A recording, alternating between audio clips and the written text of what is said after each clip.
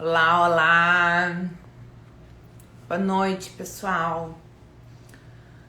Vou esperar a Flávia, ela deve estar entrando para o nosso bate-papo de hoje. Então, pontualmente, 20h30. Então,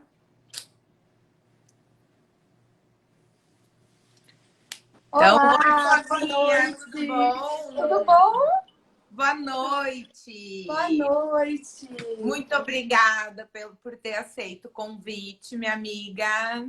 Que isso, um prazer. Um prazer estar aqui com Gente, você. eu que agradeço. Gente, deixa eu apresentar rapidinho a Flávia.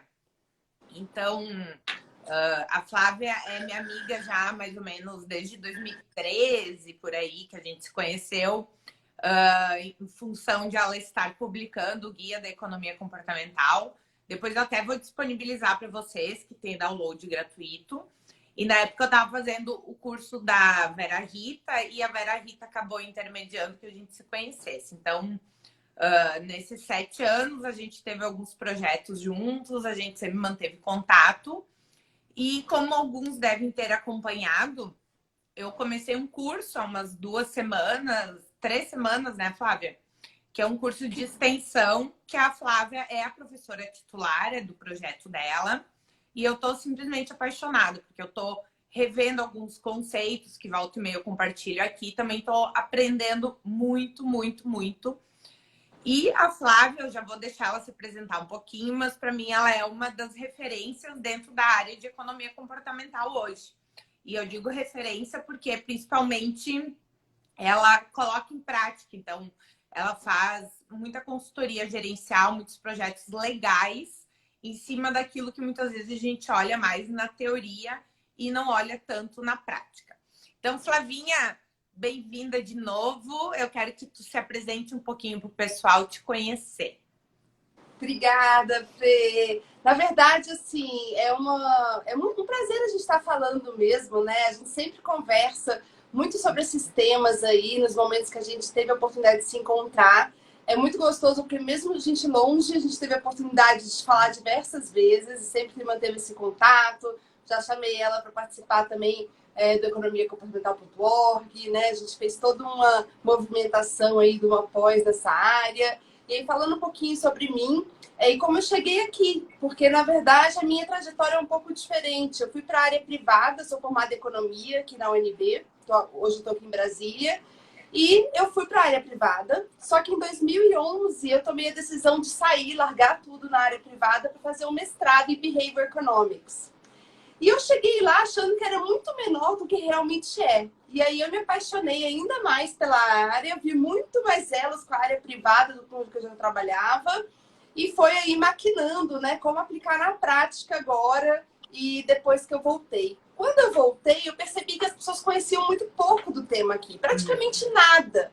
E foi um susto, porque como eu estava lá aqueles 2 anos da Inglaterra, que era muito comum, me assustou um pouco e foi bem desafiador. E aí o que aconteceu foi que muita coisa aconteceu, a gente já reuniu pesquisadores em diferentes partes do Brasil para escrever sobre o assunto, a gente fez o Guia de Economia Comportamental, que a Frederique falou, e também criamos uma pós-graduação na área, e por aí as coisas foram acontecendo. Então, e sempre com essa paixão de trazer para a prática. Mesmo após os cursos, todos eles são muito aplicados, fazendo esse elo com a minha época de privado e com essa parte teórica que é bem robusta na área, né? Então, hoje em dia, a gente tem o Behavior Lab, que é um laboratório de comportamento, de pesquisa, de consultoria mesmo, com diversas empresas, muitas delas bancos, fintechs, mas também empresas de diferentes setores, para aplicar a economia comportamental e também a parte metodológica. Como você testar se dá certo ou não uma intervenção? Então, eu falo muito assim que a economia comportamental ela não é nada sem a prática, sem ciência, sem dados e também muita humildade, né? Porque a gente tem que saber que a gente não sabe sobre todos os assuntos e por isso que até a própria Frederique é consultora associada no Behavior Lab, tem projetos que são de cada área que a gente precisa de diferentes mentes aí para pensar. Então, para mim é um privilégio estar aqui e que a gente tenha uma conversa bem gostosa aí falando das aplicações, né? Que é tão importante para a gente também se proteger no nosso dia a dia. Exato, Flavinha. E é que nem eu comentei, a ideia é ter um bate-papo da nossa cara, né? Então, sempre como quando a gente conversa, a última vez que a gente almoçou, então a Uhum. ideia é ter um bate-papo para que você compartilhe com a gente muito dessa tua experiência e teu conhecimento na área. Então, primeiro, Flavinha, eu escuto, tu deve escutar mais do que eu, é nudge ou nude, né? Então, muitas vezes a gente vai falar isso em aula, em palestra, e fala em nudge, e as pessoas dizem nudge, eu não sei o que é nude. Então, eu já indiquei aqui no Insta o principal livro de nudge. Tenho muitos conhecidos que começaram a ler e estão apaixonados, mesmo pessoas que não são da área, porque eu digo que o nudge é dos exemplos mais práticos da convergência de finanças com marketing, porque ele tem tudo a ver com as duas áreas. Então, eu queria que tu falasse um pouquinho para o pessoal o que é nudge. É nudge, nude? O que é o nudge? Pois é, corre por aí que os economistas comportamentais, cientistas comportamentais são propagadores de nudes aí. Uhum. E é bem complicado como confundem os termos, como você vê a amiga fazendo aí online, ao vivo, né? Uhum. O que são esses nudes aí diferentes, esses nudges? Então, esse termo, o que é difícil assim, de propagar até no Brasil é que não tem uma tradução para português. Acho que se a gente tivesse uma tradução para português, seria muito mais fácil, já estaria até bem mais propagado esse termo no Brasil do que é atualmente. A gente fala nudges, né? E o que são nudges no inglês? O nudge é um empurrãozinho, é um cutucão da pessoa, tipo uma cotoveladinha assim, para uma tomada de decisão. Por que isso? Porque a gente consegue ver pela economia comportamental, ciências comportamentais, como que as nossas decisões nem sempre elas são racionais. Elas são muitas vezes inconscientes mesmo, emotivas, rápidas, automáticas. E os nudges, eles trabalham um pouco com essa visão do ser humano, que nem sempre você dá toda a informação para a pessoa, você passar tudo o que é possível, vai ajudar ela a tomar a melhor decisão. Então, muitas vezes, a gente entendendo esses processos conscientes, mas também muitos inconscientes, a gente consegue criar nudges, né? Questões no ambiente, na arquitetura de escolha, naquele lugar que propicia a pessoa a tomar melhores decisões.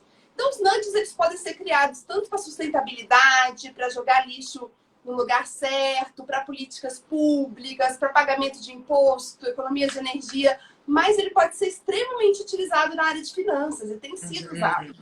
Porque, na verdade, a gente tem que entender que a gente, sendo falível como ser humano, a gente está sendo influenciado pelo ambiente o tempo todo por nudges, intervenções, né, de marketing e outras coisas para a gente consumir mais, se endividar, né, ter um ato mais impulsivo. E se tantas empresas usam há tantos anos, né, essas influências inconscientes, a partir do momento que a gente conhece, a gente consegue criar para as pessoas, para ajudar. Né? A gente fala às vezes assim, a gente pode criar um nudge com um presente para uma pessoa. Você vai ver no curso, Fre, que na verdade o nudge ele é um presente. A partir do momento que você consegue ver a dificuldade daquela pessoa e você pensa num nudge que facilita a melhor decisão para ela, você está dando um presente. Porque são decisões pequenas que a gente peca muito. Então, quando a gente fala de nudges na área financeira, eles são importantes por isso, porque eles consideram o ser humano como ele realmente é e cria intervenções que facilitem o comportamento que você quer. O melhor comportamento para você, entendeu? E Flavinha, tu trouxe agora essa questão do nudge, como ele é aplicável em diferentes áreas, né? Políticas públicas. Eu gosto de falar muito sobre bem-estar, e principalmente bem-estar financeiro, levando para a ótica que o bem-estar ele é muito mais um bem-estar geral, um bem-estar de a gente estar nos sentindo bem em todos os âmbitos, e não somente em relação à nossa situação financeira, porque tudo acaba gerando consequências. Eu queria que tu falasse para nós um pouquinho e trouxesse daqui a pouco algum exemplo para o pessoal entender um pouco melhor de como o nudge ele pode melhorar esse nosso bem-estar geral, mas também o bem-estar financeiro, que é o principal tema da nossa live, é a nudge e decisões financeiras. Então, tu lembra de algum exemplo que consiga demonstrar assim, essa relação para o pessoal entender melhor? Tem vários. Qual que é a ideia principal? Acho que eu acredito sendo principal, nem todos, que as decisões do ser humano, na economia comportamental, são relativas. Então, quando você entende que, por exemplo, o seu bem-estar, seja financeiro ou outro, ele está muito mais relacionado ao com que você está comparando do que efetivamente pelo valor, ou seja, R$ 1.000 não é os mesmos R$ 1.000 de manhã e no fim de semana. Ele muda de valor. Então, existe um valor subjetivo do dinheiro, da sua ação. E aí, quando a gente começa a entender isso, a gente percebe que tem que ser acionado no momento certo para tomadas de decisões que influenciam muito. Por exemplo, existe o Nudge App do HSBC, foi um projeto maior, que eles consideraram o perfil daquele cliente com mensagem, usando esses vieses. A gente usa muito termo em economia comportamental, que são os vieses. Que são as tendências humanas, né? Então, a gente tem um viés do presente, que é a gente querer um imediato muito forte, mesmo que custe muito no futuro. A gente tem a prova social, que a gente olha para os outros e vê qual que é a forma de agir e vai atrás. A gente tem a inércia. Então, são muitas tendências humanas fortes. Então, os nudges, por exemplo, nesse caso desse Nudge App, eles criaram mensagens que não eram aquelas mensagens clássicas, você gastou tanto. Ele comparava, por exemplo, você gastou 4 vezes mais do que na última sexta-feira, hoje. Tem certeza que você vai gastar tanto? Ou pessoas com seu perfil têm poupado 10% mais do que você. Poupe você também. E você trazendo o nudge, eram esses pop-ups, se a gente imaginasse, né, que foram muitos testados, que é o que a gente fala de experimentos, para trazer essa mensagem que faça sentido naquele momento, seja direcionada para aquela pessoa. Nem sempre você precisa segmentar tanto, você precisa de inteligência artificial, nem sempre você precisa de Big Data, né? Que é esse caso, você tem uma mensagem específica para cada um. Porque a gente começa a ver que essas tendências humanas, elas são generalizáveis, porque a gente consegue, as pessoas têm essa tendência desde os mais pobres até o CEO de uma empresa. Então, essa questão de prova social é para a pessoa que tem menos educação? De jeito nenhum, sabe? Todo nível de renda é propício a cair numa questão de prova social. Então, quando você cria um nudge, por exemplo, um que é interessante, que a gente agora em momento de pandemia não pode usar tanto, mas é a gente criar barreiras para uma tomada de decisão. Então, não ser tão fácil, por exemplo, você fazer uma compra online. Você não deixar cadastrado o seu cartão com o número certo, ou você ter algum tipo de passo para que você consiga pensar. E aí um exemplo engraçado que a gente dá também em aula é colocar você pode congelar o cartão de crédito no congelador e vai deixar só depois que ele descongelar. Tu pode usar. A compra Boa. Pro e-commerce vale. Vai ter nudge, amanhã pode mandar pra Fê várias fotos de cartão de crédito congelado, né? Pra ver, vamos fazer um experimento, um desafio para ver se melhora. Um concurso de quantos cartões de crédito. Mas qual que é a ideia dele? Você cria um passo para que a pessoa precise pensar. Quando não estava na pandemia, uma dica que era boba, mas para quem tinha criança, e faz muito sentido, eu sei de amigas que aplicaram na prática, é deixar a carteira, o cartão de crédito no porta-mala do carro, no porta-luva.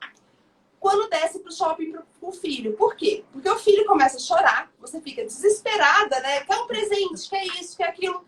E a ideia é, olha, a mamãe não veio com a carteira. Vamos ver aqui, tudo, depois a gente pensa se vale a pena. E você cria um processo de ir lá buscar. Você pode comprar para a criança, mas você criou aquela pausa para a criança de... Daqui a pouco ela esqueceu, daqui a pouco você coloca a coisa, mas ela vai estar no nível mais frio, ela não vai estar dando birra na frente da loja, né? Então, são coisas sutis, de certa forma, mas você considera como acontece realmente. Ou seja, muitas compras com as crianças acontecem porque elas começam a chorar, ou né, elas estão angustiadas, você quer que ela fique quietinha e tudo mais. Então, quando você entende, na área das finanças principalmente, é você amarrar as mãos. Você, no momento frio, saiu da live agora, tudo faz um planejamento. Para que quando você tomar uma decisão que vai ser ruim para você, você tenha que ter um momento de parar para pensar. Ou você tem uma penalidade, né? Também tem outros aí, nudges e aplicativos na área, que criam penalidades para que você consiga fazer o que você mais quer fazer. Então, por isso que é uma ciência que eu realmente acredito que todos deveriam saber, sabe? Saber a fundo mesmo, porque é aplicável em tudo na sua vida. Não, e eu acho muito legal. Eu sempre digo que se a gente começar a analisar todas as dicas de finanças pessoais, educação financeira, elas têm esse objetivo, né, Flavinha? Que é a gente tentar racionalizar as nossas decisões. Então, grande parte das dicas é pare e pense bem se você realmente quer gastar. E o Nudge, nesse sentido, ele justamente ele traz também. Ele traz essa ajuda pra gente, mas de forma mais sutil, né? Então a gente não tá tentando ler uma mensagem e racionalizar. Eu tentando racionalizar, e sim, é como se fosse uma força externa me ajudando nesse processo. E Flavinha, conta para nós, eu quero que tu compartilhe com o pessoal, que é o que tu traz bastante no curso, que é a ideia do Homer Simpson, né? Então, eu acho genial aquilo que vem do Ariely, mas que tu traz bastante, que é justamente para o pessoal entender como a gente é como indivíduo na tomada de decisão, envolvendo todos os aspectos da nossa vida, tanto é que a gente consegue olhar em relação aos hábitos em geral. Mas conta pra gente um pouquinho a história do Homer Simpson, que eu adoro. Eu me Ótimo, tem a toda vez frase que eu olho. do Ariely, que também, né, somos fãs aí, que ele fala que o ser humano é muito mais falível, né, menos racional do que gostaria de imaginar, e que a gente está muito mais para o Homer Simpson do que para o Superman, né? Então foi isso que a Frederica também estava fazendo aí. A gente faz até um exercíciozinho da gente parar para pensar como que a gente age, qual o padrão de comportamento que a gente tem, mesmo tendo todo o conhecimento do mundo. Porque qual que é a ideia? Da economia no geral, nas próprias finanças, a ideia que foi cunhada mais forte é que nós somos racionais. Que quando a gente está frente a uma decisão, a gente toma uma decisão para maximizar o bem-estar. Se o ser humano tiver que escolher numa decisão, ele vai pegar o que mais dá retorno para ele. Ou ele não vai considerar variáveis tanto do ambiente naquela decisão, né? Então, o que a gente começa a perceber? Que o ser humano ele não é tão egoísta assim e nem sempre ele está buscando maximizar. Em algumas decisões financeiras corriqueiras, na verdade, só satisfazer tá bom. A gente é influenciado pelas questões sociais, nem sempre o nosso cérebro processa todas as informações de maneira ótima. Então, a gente vê as informações, mas a gente não absorve elas. Então, a ideia do Homer Simpson, que eu até falo, acho que essa semana você vai ver, que é a questão do Homer Simpson com South Park. A coisa é hard, sabe? Assim, que a ideia é, quando você está entre um Facebook, um Instagram e ler um livro, o que você escolhe? Na verdade, não é o que você fala que você faz. Então, a intenção é muito diferente da ação, né? Então, a ideia do Homer Simpson é que a gente está sempre fazendo milhares de decisões, nem sempre a gente toma as melhores decisões, e até se a gente tomasse sempre as melhores, ia levar muito tempo. Então, o ser humano, ele busca esses atalhos. Não é que é ruim. Ele ajuda a gente a tomar o número de decisões que a gente toma no dia a dia, né? Claro que elas podem ser muito melhores, né? Mas não quer dizer que se a gente fosse racional, seria o melhor para a gente como ser humano, né? Mas que a gente consegue entender esses padrões, tomar decisões melhores para o que é importante para a gente, né? Pode ser que poupar não seja para alguém, né? Pode ser, depende, cada um tem o seu objetivo, né? Claro, claro. O Rodrigo mandou uma pergunta aqui, Flavinha, que eu acho que tu consegue responder bem melhor do que eu, com certeza. Ele pergunta, tem como aplicar a teoria do Nudge em outras áreas fora da economia? Rodrigo, a resposta é sim, com certeza. Eu quero que a Flavinha, então, fale um pouquinho mais. Até ela tem alguns cases, alguns experimentos que ela já aplicou a teoria do Nudge fora da economia. Que até eu vejo que o Nudge ele é muito mais aplicável fora do que no comportamento econômico por enquanto, mas a gente tem vários exemplos, né, Flávia? Tem.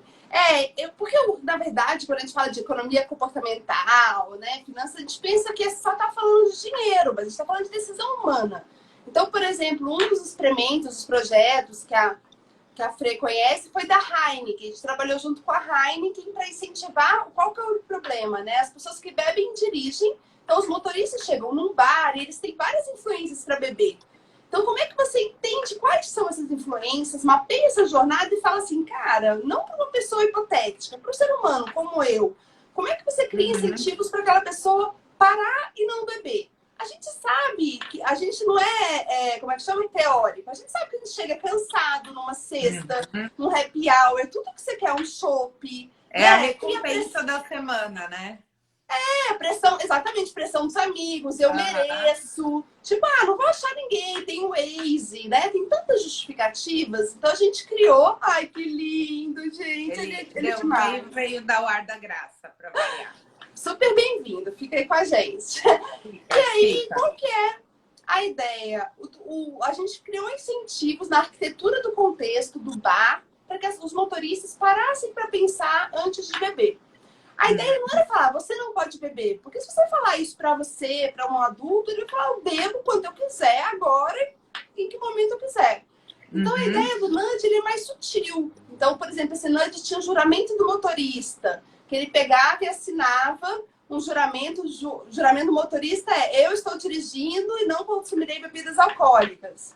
Aí ele colocava o nome dele e quando ele colocava o nome, ele destacava e ganhava uma batata frita. Só dele escrever o nome. Então, você criava aquele processo de que ele tinha um incentivo mais imediato para ele não beber. E aí foram vários outros nudges que aconteceram, um mural, onde tinha vários motoristas conscientes e tudo mais, para que eles fossem efetivos. E o mais importante na economia comportamental é você testar.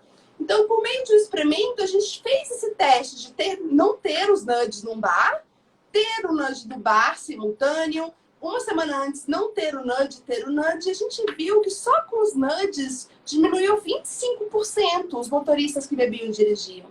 Só com os nudges, nenhuma ação de multa do governo, lei seca, nem nada disso consegue uma redução dessa, né? Então, um desafio nosso dos nudges também é que eles sejam escaláveis, né? Então, tem nudges para várias situações, nem toda intervenção comportamental é um nudge, mas quando a gente até nos workshops, que em breve espero... mas no curso você também vai participar de um processo de criação, que são normalmente para você fazer a dieta, para você fazer uma meditação, para você fazer uma criança tirar uma nota mais alta. Você pode criar incentivos. Quando você entende esse ser humano, você consegue criar esses nudges, essa arquitetura de contexto que ajuda a chegar numa determinada ação. E não é tão difícil assim, sabe? Assim, no processo de... Quando a gente começa a ter esse olhar e pesquisar e tudo, nós todos somos capazes de criar nudges, né? E em pouco tempo a gente começa a ter esses insights. Mas por qual que é a ideia? Que não é uma perspectiva que a gente usa normalmente. Então, e o principal é a ideia do Homer Simpson que você falou, Fre, que é a ideia de nós somos falíveis. Eu, você, qualquer um. Como é que eu crio incentivos para essa pessoa real, né? Fazer uma coisa ou não fazer outra coisa. Então... E, gente, legal esse experimento da Heineken que a Flávia trouxe. Um dos locais que ele foi realizado foi aqui em Porto Alegre, né, Flávia? Foi. E a gente tentou, né, que você tivesse envolvida e estava super enrolada na época. Foi em Porto Alegre. Aula todas as noites, então acabou não dando para participar. E, Flavinha, e outra coisa, eu acho que tu pode explicar também pro pessoal que eu até postei essa semana um nudge fácil, barato, que era a plaquinha não olhe para o lado com uma flecha e automaticamente a gente olha para o lado. Aí comentava assim numa faixa maior, eu falei para te não olhar para cá, mas já que tu olhou, quem sabe você entra e conhece o espaço. Mas eu acho que a gente pode também trazer alguns exemplos de nudges que tem, por exemplo, em aeroportos, estações de ônibus, shopping, para o pessoal entender um pouquinho mais do quanto isso está presente na nossa vida e muitas vezes a gente não percebe, né? Um nudge muito assim, icônico pra gente é um da mosquinha, que foi um nudge criado, feito aí, você também publicou, né, esses dias, que é de colocar, eles colocaram no aeroporto de Amsterdã um adesivo de uma mosquinha no mictório masculino. E só de colocar aquele adesivo, né, normalmente a gente pergunta, o que é essa mosquinha? Demora as pessoas a falarem, poxa, isso é um adesivo, baratíssimo. Mas eu não sei porquê, a gente deve ter alguns homens aqui online, as pessoas miravam lá para fazer o xixi. Sair. E aí, o que aconteceu foi que ele virava para fazer um xixi e reduzia muito o custo de limpeza naquele momento, né? Então, o que a ideia do Nudge? É que você consiga fazer esses processos que têm um custo menor, que seja mais fácil de desenhar, porque uma das questões mais importantes é que, se você quiser que uma pessoa faça algo, faça com que seja simples. Essa é uma frase do Richard Taylor, né, que é um dos autores do Nudge, é um prêmio Nobel aí, da economia em 2017, que é um dos grandes pais da área. E é muito simples. Aí a gente fala, isso é simples, eu sei que tem que fazer, né, para os consumidores aderirem. Mas a gente não usa esse insight na maioria das vezes. A gente usa pouquíssimo, pouquíssimo, pouquíssimo. Então, como é que realmente a gente consegue fazer esses insights, usando esses insights, para tornar que seja simples para um consumidor, para o seu pai, para o seu avô, para o seu filho? Tem até um Instagram e tem um livro chamado Nudging for Kids. Um outro projeto que a gente tem é o economiacomportamental.org, que a Frederica também faz parte, que lá vocês vão ter um link para esse Nudge for Kids, para os papais que estão aí. Que tem várias ideias de como realmente você influenciar a criança, né?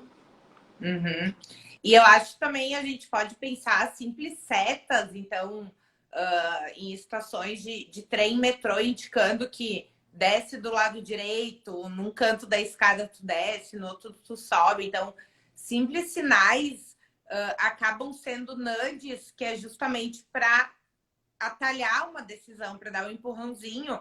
Eu acredito que até certas placas de trânsito também transmitem muito a ideia do nudge, né? Então, uma placa com um animal significa que pode ter animais na pista. Então, tudo isso acaba exemplificando um pouquinho mais as nossas decisões, né? E, Flávia, aquele outro projeto, eu não sei se que tu comentou comigo uma vez, que era aquele de Foz. Eu não sei se vocês chegaram a finalizar ou não, mas eu acho interessante todo mundo... eu gosto de trazer exemplos para as pessoas verem. Não é só finanças, gente. É o nosso dia a dia. Então, Não. Tudo que você tem um desafio, uma missão, você pode usar ciências comportamentais, a ideia dos nudges, para criar uma solução para aquilo. Então, o projeto com a WWF, as Cataratas do Iguaçu, a ideia era como promover no parque um insight para as pessoas mudarem hábitos para dietas mais sustentáveis. Por exemplo, num parque como Foz do Iguaçu, é uma coisa que normalmente a pessoa vai uma vez, fica muito marcada no dia a dia dela, na mente da criança ou do adulto. Então, como é que você pode criar um incentivo, uma ação tão poderosa que faça a pessoa parar para pensar quando ela for usar e consumir algum produto depois, né? Então, a ideia do projeto da WWF, a gente tem uma metodologia que chama teste. Então, a gente faz uma jornada daquele turista. E como que a gente pode criar nudges para aquele turista, incentivo para aquele turista, que ele pare para pensar no assunto que é tão complexo como dietas sustentáveis. Então, a gente realmente construiu todo o projeto, foi lindo, assim, realmente muito agradecer para a equipe da WWF, das Cataratas. Só que a gente foi embora, o último dia do workshop foi dia 11 de março. Se vocês lembram bem, foi nesse momento que estava sendo decretada a pandemia. Né? Então, a gente terminou o desenho e isso aconteceu. Então, o que acontece? Voltando agora, a ideia é colocar, testar, aprimorar, para ser uma intervenção que a gente acredita muito, que tem o potencial de fazer as pessoas pensarem e mudar hábitos. E a literatura diz que isso tende a acontecer em contextos como a Cataratas do Iguaçu. Então, vamos ver aí como vão ser os resultados. Mas, principalmente, a partir do momento de uma missão difícil das empresas, a gente, em cima dessa missão, das empresas e das pessoas que estão no workshop, a gente constrói, usando essas tendências humanas e vieses, uma intervenção que vai gerar um determinado resultado. É uma hipótese. E pode acontecer ou não. Então, a gente ajuda a montar um experimento para que a pessoa consiga dizer, ok, isso ajudou em 20%. Não, isso ajudou em 10%. Isso junto vai ajudar em 30%. Né? Então, é esse processo, porque para cada... por exemplo, em atendimento no call center, tem muitas intervenções legais que podem ser feitas em atendimento e call center que geram resultados muito feras. Então, e aí vão de nudges desde para os clientes até para os atendentes. Então, projetos são complexos, mas quando você mapeia quais são essas essa jornada, essa forma de agir daquele ser humano, você consegue criar esses incentivos para ele tomar uma decisão ou não. Então, os projetos, por exemplo, tem esse da WWF, né, o da própria Heineken. A gente vai lançar um projeto na semana que vem com Soma Vantagens. Quem nos segue, sugiro que siga. E é muito legal, eles trabalham com a ideia de reciclagem para comunidades mais pobres. Legal. É um projeto lindo. Então, assim, eu acho que tudo envolve comportamento humano, né? Então, a gente pode criar nuggets para decisões financeiras, né? Que são muitos que podem ser criados, como para várias outras coisas para melhorar a sociedade, né? Melhorar a nossa vida, nuggets pra gente e tudo mais. E eu tenho um dos meus defeitos é que eu sou muito desconfiada com tudo, né?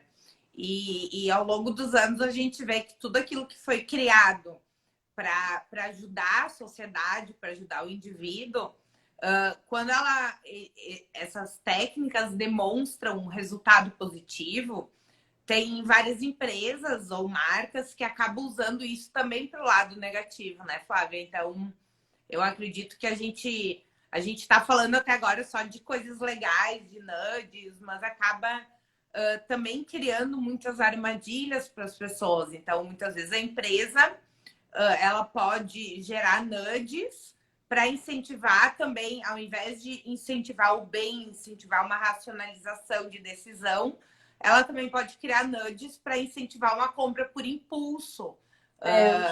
Então, por isso que eu sempre acredito que esse é um tema que ele muito converge de tomada de decisão, mas ele também tem a ver com o composto de marketing de empresas, porque muitas vezes em promoções, em comunicação, as empresas acabam usando nudge, assim, também de maneira um pouco mais negativa. Tu lembra, assim, algum exemplo que a gente possa trazer para o pessoal de nudge negativo, usado de forma negativa? Negativa, gente, eu digo de novo, que é o negativo que não converge com o propósito principal, que é melhorar o nosso bem-estar. Então, não estou dizendo que é negativo, e sim para todo mundo tomar cuidado também com esses nudges.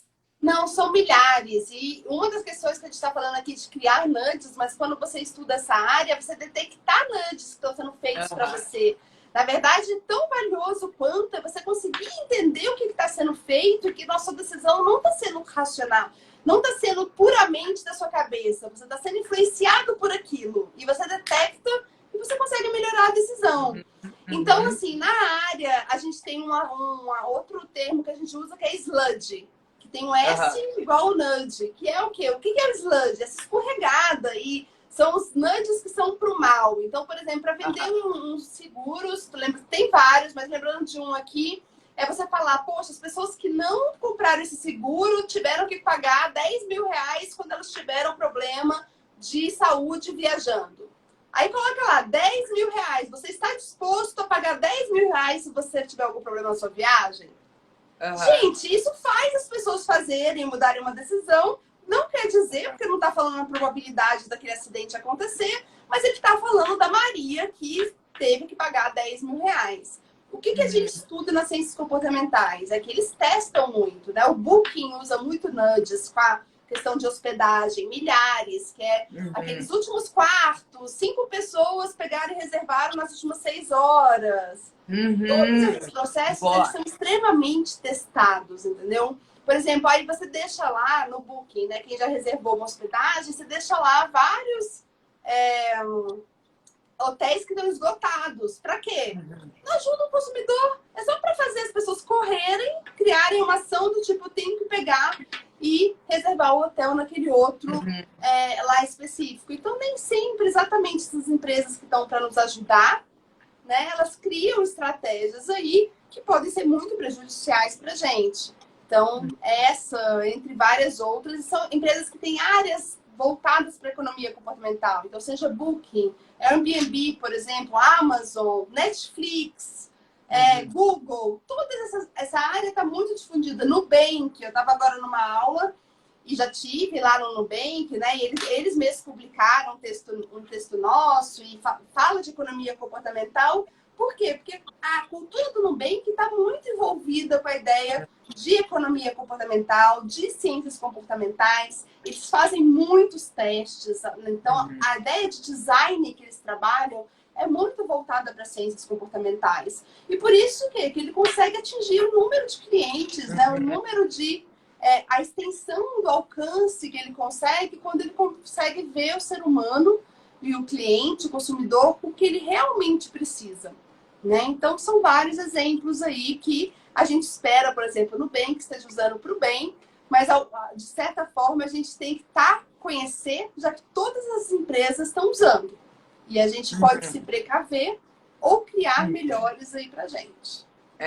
O Diego trouxe um comentário bem legal a respeito disso que tu falou, que é exatamente o exemplo do Booking que tu trouxe, é justamente eles usam mensagens de escassez para incentivar o consumo. E aquela promoção que normalmente tem McDonald's, o combo é tanto, por mais R$1, você quer levar batata grande, isso é um nudge também, Flavinha. Agora uma dúvida minha. Pode ser considerado um nudge, sim. Agora, é interessante a gente pensar que nem toda intervenção comportamental dessa área de ciências comportamentais é um nudge. No caso, por exemplo, da questão do McDonald's, que é que você tem um refrigerante pequeno, né? O sanduíche já é muito caro frente ao refrigerante. Aí você pagar um pouquinho mais e já pega a promoção. Esse é um processo que é muito estudado na área que chama de efeito decoy, ou efeito conciliação, que a ideia é que se você coloca um preço, por exemplo, de uma pipoca média, muito próximo do preço da pipoca grande, as pessoas tendem a comprar grande, mesmo sem precisar. Né? Quem nunca aqui, alguém aí, na verdade, que está vendo, não comprou uma pipoca grande? Tenho certeza que 100% aqui compra uma pipoca grande se ele tiver que escolher entre a média e a grande. Né? E então, o Cinemark faz muito isso com... E mais R$1, tu tem embalagem de refil. Que eu tenho, no caso, umas 4 guardadas aqui em casa há não sei quanto tempo. É muito bom. A maioria das pessoas. Mas eu acho que a última vez que eu fui no cinema faz uns 3 anos. Mas os sacos seguem aqui, eu acho. Não, mas todo mundo aqui, a grande maioria vai fazer isso. Então é muito poderoso. Já que é muito poderoso, é muito usado. Você sabe que essas empresas têm aí, né, pessoas de diversas áreas. Eu tô falando cientistas comportamentais, porque às vezes a gente pensa que são economistas só que trabalham nessas áreas. E é muito importante, por exemplo, no nosso time também, a gente tem muita gente de design, comunicação, jornalista, agronomia, finanças, administração. Então, assim, é um psicólogo. Então, não são só economistas. Apesar que se tiver algum economista aí, feliz dia do economista, que hoje é o nosso dia. Mas o que acontece? A gente às vezes imagina que é para essa área. Quando a gente fala de ciências comportamentais, é porque esses polos que estão mais desenvolvidos nessa área, essas grandes empresas, governos, por exemplo, na Inglaterra, nos Estados Unidos, têm times exclusivos para isso, né? E que a gente já está crescendo bastante aqui no Brasil. A ENAP, por exemplo, que a gente tem alguns projetos, que é a Escola Nacional de Administração Pública, né? A gente dá cursos com eles, vai lançar um livro de 17 agora, a ENAP vai lançar, de economia comportamental. Então, a gente vê que o governo está cada vez mais voltando para essa área, né? Mas ainda tem muito aí para a gente construir junto. Gente, coloquem suas perguntas aqui, que daqui a pouco, quando a gente te vê, passa voando o tempo. Flavinha, eu quero um pouco que tu fale agora. Eu tô realmente apaixonada pelo curso que eu tô fazendo com vocês. Eu sei que é a segunda turma do curso, mas eu quero que tu fale um pouquinho mais, então, agora do curso pro pessoal. E depois eu também disponibilizo o link do guia para quem tiver interesse em baixar o guia, que eu sempre indico para os meus alunos, todo mundo que eu tô trabalhando, que tem um foco, um objetivo de estudar um pouco na área, eu sempre indico ele. Mas eu queria que tu falasse um pouquinho do curso, como é que ele funciona, até porque provavelmente virão 3, 4, 5, 6, 7 e mais tantas turmas por aí, né?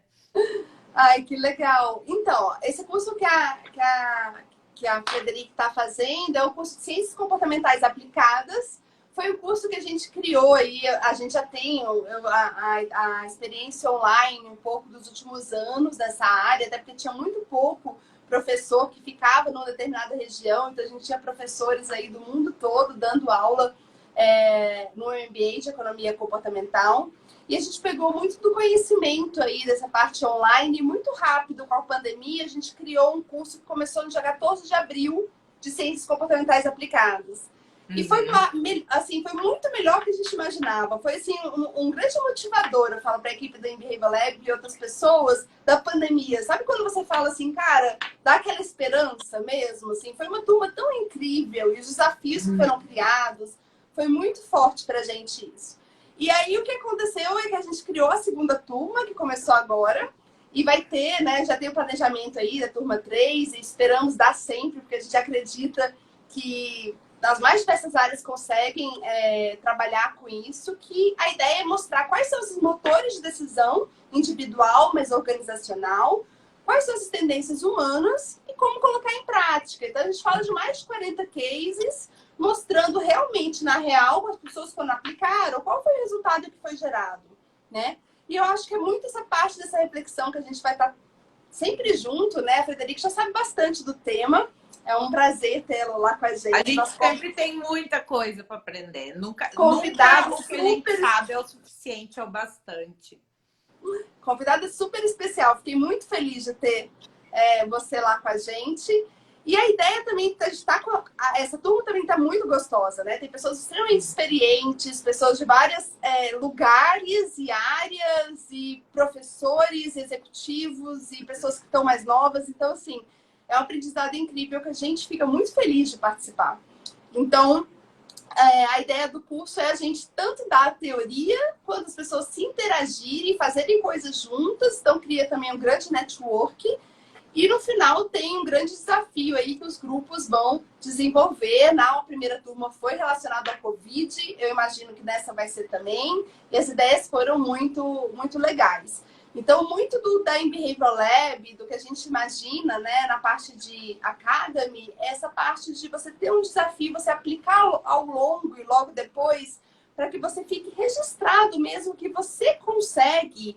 E que cada vez mais, quando você ganha mais conhecimento nessa área, você consegue criar coisas mais complexas. Mas que com pouco tempo também, a gente observa que aí com 12 semanas, 8 semanas, 13 semanas, você já consegue ter conhecimento bastante para aplicar mesmo no negócio, nas políticas públicas, no dia a dia. E foi dessa ideia que a gente criou o curso online. Então, o mais pocket que a gente imagina, que a gente pode dar para as pessoas terem conhecimento robusto, mas saindo já com ferramenta para aplicar. Não, é ótimo. Estão de parabéns, Flavinha, porque hoje com tanta coisa EAD, conseguir ter esse posicionamento diferenciado, montando todo o curso do jeito que vocês estão fazendo, é muito... gera mais engajamento ainda pra gente. Ele sai pensar fora da caixa, né? Então, acho que tudo que vocês trazem pra gente é muito importante. E, Flavinha, agora já para ir finalizando, pessoal, quem tiver dúvidas, a minha última pergunta, Flavinha, a gente fala muito da questão do nudge e políticas públicas. A gente tem no Brasil algum case de governo em qualquer âmbito usando o nudge para melhorar o bem-estar da população, ou tu acha que ainda tem uma lacuna muito grande para a gente conseguir isso aqui no Brasil? A gente sabe que Estados Unidos foi o pioneiro com isso, mas eu queria saber qual a tua opinião em relação ao Brasil, à nossa realidade hoje. Eu fico muito feliz, assim, essa pergunta, desde que eu voltei, sempre fazem, né? Eu fico muito feliz de falar que a gente agora tem, sim, unidades que estão trabalhando com isso. Então, tem uma unidade, por exemplo, a Nudge Rio, que é a Rafa Bastos, que é, inclusive, a coordenadora do time do economiacomportamental.org, trabalha nela, tem o José Mulan, eles fizeram projetos muito legais de educação, desde as pessoas irem fazer provas, por exemplo, na área de educação, quanto violência doméstica, quanto também no Covid. Os nudges que eles fizeram são muito legais. Você vai ver no próximo módulo e vai ter uma aula de bem prática, que a gente vai falar do Nudge Rio. Tem também o 011, o Lab da Prefeitura de São Paulo, que fez algumas ações muito legais de aumento do pagamento de impostos para as pessoas que não pagaram, essa aí, entre outras. Tem, por exemplo, o Ministério da Cidadania, tem um projeto muito lindo da Carol, que a Carol Paranaíba está envolvida, que é uma pessoa do nosso grupo, que trabalhou Futuro na Mão, que é para as pessoas da Bolsa Família, para as famílias pouparem mais, pensarem mais no futuro. Então, assim, claro que tem muito ainda o que crescer, até nessa questão do respeito pela área, as evidências. A gente tem muito pouco experimento, porque experimento é uma questão que realmente eu tive, eu me vejo o privilégio mesmo de fazer desde muito nova, estagiária, mas é muito difícil de fazer nas empresas. Então, por isso essa questão que a gente faz mais prática, porque a gente trouxe essa experiência do dia a dia. Mas no serviço público não existe essa experiência de fazer experimento. E no experimento, qual que é a ideia? Você tem que implementar a ação, tendo todo o controle para controlar as variáveis. Então é difícil, é complexo. E aí o que acontece no governo? A gente tem essa questão de 4 anos e tudo mais. Às vezes é muito custoso fazer um experimento. Então, acho que um dos grandes gaps que a gente tem hoje em dia é como que a gente faz com que o governo federal, municipal, estadual faça mais experimentos, estudos, seja políticas públicas baseadas em evidências, para depois implementar, para depois expandir para todo mundo. Porque o que acontece hoje em dia é quando a pessoa acha que tem uma ideia super fenomenal, ela vai lá e faz, já para todo mundo, 200 milhões de habitantes. E que é muito comum. Então, o maior desafio que se tem nessa área é, calma aí, gente, vamos testar antes. Vamos fazer um experimento seguro, não um experimento pequeno, um experimento, né, que tenha robusto para testar antes de você expandir. Então, assim, essas unidades, elas têm tentado fazer cada vez mais, mesmo as pessoas ainda que não conhecem o assunto, das prefeituras e tudo, virar do olho, né? Porque, na verdade, vários incentivos vão contra os servidores públicos fazerem experimentos. Então, acho que são grandes guerreiros, tem a Flora no Lab 011, tem o José Mulano na de Rio, tem a equipe toda da ENAP também que anda trabalhando. Então, assim, tem uma oportunidade gigante de crescer mais essa área, mas eu fico feliz de dizer assim, em 2020 a gente já tem algumas unidades aí, trabalhando com pesquisadores internacionais, que estão trazendo esse foco. Ainda pouco conhecido, assim, ainda não tão conhecido. Se quem estiver aqui, quiser entender, participar um pouco mais, a gente tem o Meetup. Meetup.com, você consegue ver lá de economia comportamental. E a gente reúne pesquisadores aí mensalmente para discutir sobre o tema. Então, na última vez, a gente teve aí a Carol Francischini, que está em Londres. Agora, semana que vem, a gente vai ter o Gabriel Inchausti, que está no Uruguai. Que, inclusive, é um dos professores de NUD aí, queridos nossos. Então, quem quiser também, dá uma olhadinha no Meetup, pode se reunir a gente, que a ideia é que a gente consiga estar criando cada vez mais esse grupo coeso, né? E forte mesmo, para ter subsídio para convencer pessoas que nem sabem o que é economia comportamental, ciências comportamentais ainda, sabe, Frei? Que é um desafio. Sim. Então, eu falo assim, o nosso grupinho é um grupinho. Mas quantas vezes a gente chega frente ao cliente, a gente chega frente a uma pessoa, ou um ministro, um executivo, um diretor e tudo mais, ele não sabe o assunto. E você tem que ir muito munido para mostrar qual o resultado que aquilo ali vai gerar, né? Então, por isso que é tão importante estar unido. Aí as pessoas que veem resultado e querem vender na sua área a ideia, né? A gente está sempre unido e está se atualizando. Até eu fiquei interessada agora nesses encontros, viu? Eu não conhecia esse seu projeto ainda. Não, te passo. A gente... e é uma coisa legal. A gente tem um Meetup, tem 1 ano e meio que a gente tem um Meetup em Brasília, que a gente encontrava uma vez por mês presencialmente. Em São Paulo, tinha um Meetup que eles se reuniam também, já tinha um pouco mais tempo, uma vez por mês. Num bar, num restaurante, aqui a gente de forma descontraída. Quando aconteceu isso, da pandemia, a gente nem imaginou que ia ser tão longa, a gente se juntou. E aí, quando a gente se juntou desde abril, a gente está fazendo online. Então, talvez por isso que você não saiba, porque a gente nem divulgou tanto nas redes. Não, fiquei super interessada. É o lado do home office, né? Esteja com a gente. Na semana que vem, a gente já vai ter um bem legal. Que aí vai ser um prazer. Te mando o link depois. Ó, a Ana aqui, que legal. Ela disse que escreve do Peru. Ana, não precisa se desculpar pelo português. A gente agradece a tua participação, viu? Ela quer saber como a gente pode aplicar o NUD ao direito ou a algum serviço de saúde. Boa pergunta, Ana. A gente não falou disso. Perfeito. A área de direito, né? Behavioral Law and Economics, inclusive eu dou uma aula, inclusive, na Unicamp só sobre isso. É uma área riquíssima nessa parte, porque ela trabalha tanto a parte dos vieses, das tendências dos juízes. Eu vou falar um pouco mais devagar também para ela entender melhor. Que ela trabalha, que eu falo rápido, né? Já falo naturalmente rápido. E Ana, que ela já trabalha na ideia dos vieses, que você vai ter um advogado, um reclamante, um reclamado, que foi aprendendo esses termos com eles, viu, Frederico? E a ideia dos juízes, como que essas pessoas tomam decisões? E como que, na verdade, num processo de conciliação, né, de uma sentença, pesa tanto esses vieses e como que você pode tendenciar alguns resultados ou ficar atento, na verdade, para que eles não aconteçam. Na área regulatória também é fortíssimo. Então, como é que você faz para que o consumidor tenha essa informação de proteção do consumidor mesmo, que é importante para ele? Experimentos nessa área já fizeram legalmente ter que tirar, por exemplo, aquela taxa que as pessoas pagavam para usar cartão lá na Inglaterra. Então, foi feito um experimento, várias provas foram coletadas e essa taxa foi proibida na Inglaterra, que era a taxa para uso do débito ou do cartão de crédito.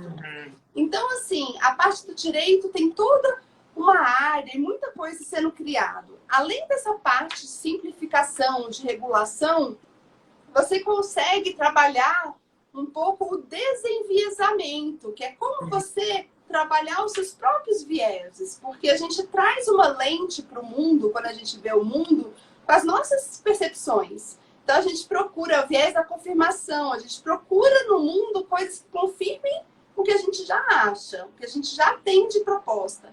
Então, como é que a gente trabalha para assim, desenviesar as pessoas para que elas possam tomar decisões mais inteligentes, né? Mais sérias, menos enviesadas? E aí, na área de saúde, os nudges, as intervenções, elas vão desde intervenções para as pessoas tomarem medicação que elas não querem, por exemplo, tratamento de longo prazo, tuberculose, câncer. Como você cria uma maior adesão à medicação, que é tão importante? Como que, na verdade, você consegue reduzir custo na área de saúde quando você faz lembretes para remarcação de data, de agendamento de consulta? Então, os lembretes, eles podem ser de várias formas, desenhados, escritos de uma forma que seja atrativo para a pessoa, que a pessoa não veja só aquele confirmação, ela olha e fala, caramba, eu não posso realmente deixar de ir, porque se eu for, eu vou tirar o lugar de uma outra pessoa.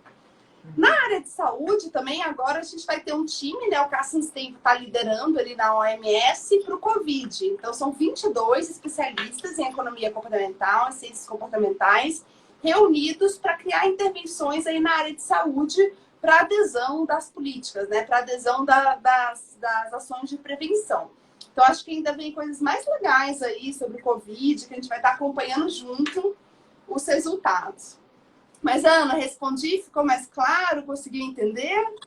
Acho que para mim ficou ótimo, Flávia. Mas realmente, Gente, isso foi falando devagar, né? Imagina se estivesse falando rápido. não, Flávia, eu acho isso ótimo.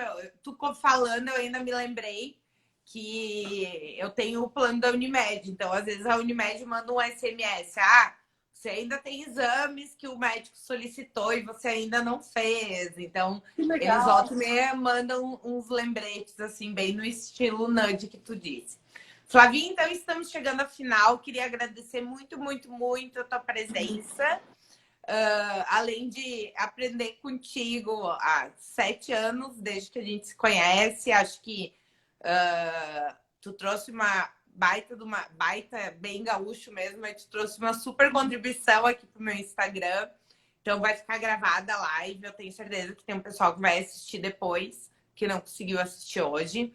E queria te agradecer e dizer que, mais uma vez, eu aprendi muito contigo. Eu tenho certeza que o pessoal que nos acompanhou nesse foi um pouquinho também, teve a oportunidade de aprender. Obrigada, amiga. Para mim é um privilégio, eu também aprendo muito com você. E fico muito feliz de ter você por perto com a gente, dessa trajetória lá atrás e agora, porque eu sei que a gente ainda tem muita coisa para fazer junta. Então, obrigada e obrigada pelo convite e que a gente tenha outros.